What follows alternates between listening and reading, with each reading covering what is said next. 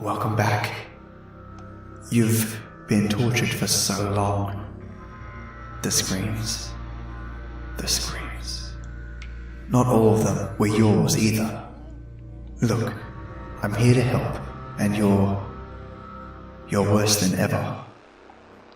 We need something to start that healing process. Let's start with something safe. Here, take this cipher. It says, the Everything Tree. SCP-038. The Everything Tree. For here onwards will be referred to as the Tree. The tree is to be watered twice per day via overhead mister. Should the mister break for any reason, attendants should water the tree by hand until it has been fixed. Lighting is provided by computer-controlled lighting arrays.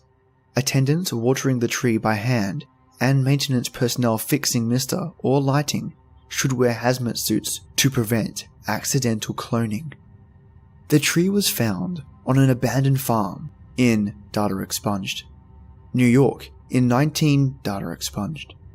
It was at first thought to be a common apple tree. However, upon closer inspection, it became apparent that the tree was growing things other than apples, and, in fact, other than fruit. The tree has the ability to clone any object that touches its bark, objects being grown almost instantaneously and reach maturity within a matter of minutes. A weight limit of 90.9 kilograms, 200 pounds, per object has been previously recorded. Objects that the tree has thus far cloned include apples, oranges, watermelons, eggplants, candy bars, snack food, see Addendum 1, televisions, toasters, laptops, keys, see Addendum 2, chairs, wine, DVDs, CDs, see Addendum 3, cats, dogs, and people. Human and animal cloning through the tree is not recommended, as they appear to age quickly.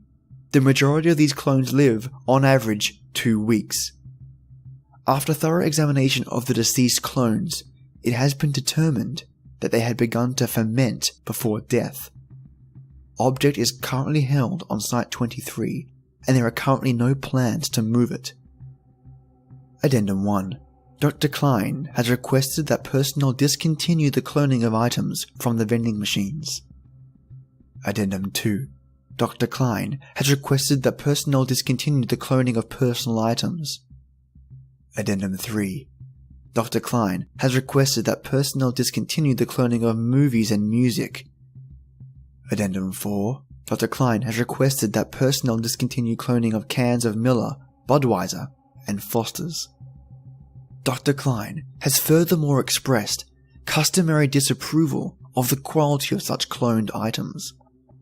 Document 1. I would like to remind all personnel that the tree is not, I repeat, not a toy. It should not be used for cloning car keys, movies, music, or items from the vending machines. If this behavior continues, I will be forced to limit access to the tree. Dr. Klein. Document 2. It has been noted that the tree is able to clone SCP-500. However, such pills only work 30% of the time, with the chance of successful healing dropping as time since cloned increases. In 60% of the cases where the infection is permanent, symptoms of an infection remain, though further infection is neutralized. The tree, partial testing log. Select experiments only. For full test records and reports, contact affiliated researchers for authorization. Date the 11th, 08, Data Expunged. Experimental intent. Confirmation of mass limit. Investigation into consequences of exceeding limit. Summary of test results. 400-pound steel ingot made contact with the outer bark of the tree. Chambers vacated as a precaution. Cloned ingot grew at typical speed, but growth halted abruptly short of completion. Examination of the end of the aborted facsimile revealed a rough texture superficially resembling miniature-scale tree bark. Item detached from the tree as typical, and was subsequently found to weigh 90.91 kilograms, or almost precisely 200 pounds. Experiment 2. Date the 11th, 08, data expunged. The experimental intent? Investigation into duplication of non-biological animate matter. SCP-173, deemed a suitable test subject because of its lack of verifiable life processes, introduced into containment chamber by Class D personnel.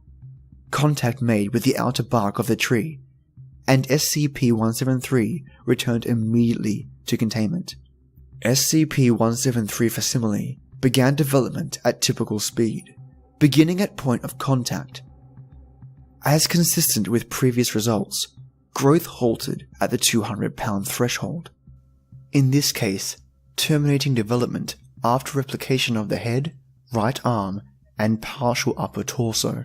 Class D test subject was ordered to break eye contact with clone. When test subject eventually blinked, no movement was observed in clone material. Extinguishing and re-establishment of a containment chamber light supply revealed no apparent reaction from clone material.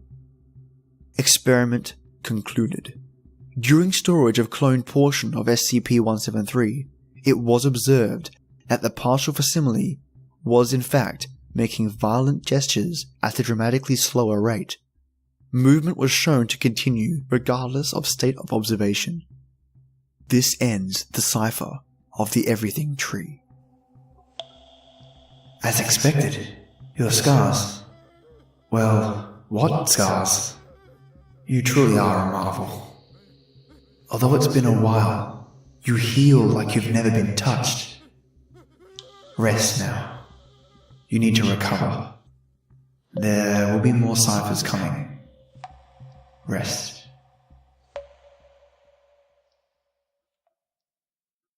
That's today's episode.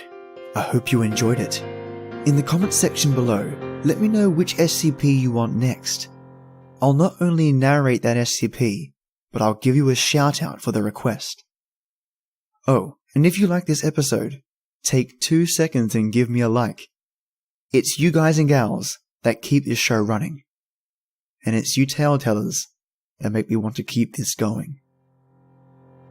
As always, tale tellers, till next time.